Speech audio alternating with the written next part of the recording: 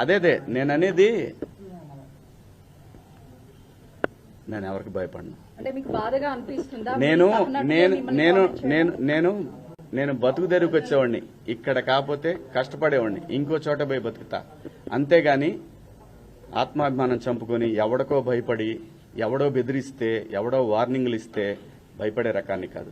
అంత మాత్రం చేత వ్యవస్థలను గౌరవించకుండా, నేనుంటున్న పరిశ్రమను గౌరవించకుండా అంత విలువలు లేని బతుకు నేనైతే బతకట్లేదు.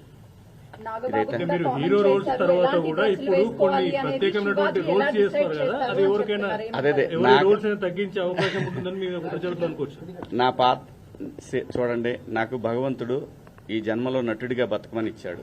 బతికే బతుకులో సమాజానికి ఉపయోగపడే విధంగా బతకమని చెప్పాడు. నేను అలాగే బతుకుతున్నా.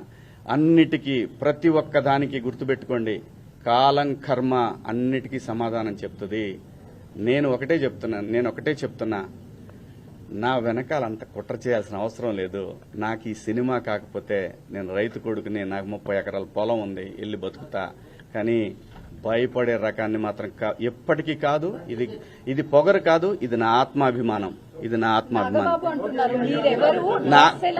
నాగబాబు గారిది నేను చూడలేదు. ఎవరు వీళ్ళిద్దరు మీరు చెప్పింది నేనేమీ చూడలేదు.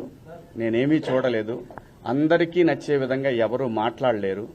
ఆఖరికి గాంధీజీ మీద కూడా హత్య జరిగింది. ఈ దేశంలో ఎవరిని, ఈ భూమి మీదనే ఎవరు సాటిస్ఫై చేయలేరు. యథార్థవాది, లోక విరోధి.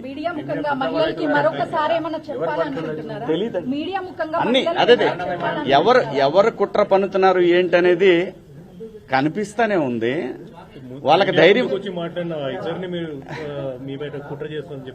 చిచ్చి పాపం, వాళ్ళకి ఏం సంబంధం లేదు. వాళ్ళ అమాయకులు అంతే. నేను మహిళలకి చెప్పాల్సింది ఏమీ లేదు. దయచేసి ఒరే అబ్బాయిలు,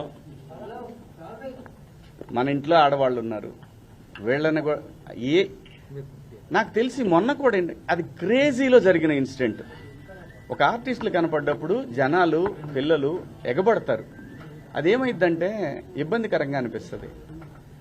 ఆ పాపం వాళ్ళకేంటంటే, నేను భాష రాదని మాత్రమే చెప్పాను కానీ లేకపోతే ఆ సలహా కూడా ఇచ్చేవాడిని కాదు.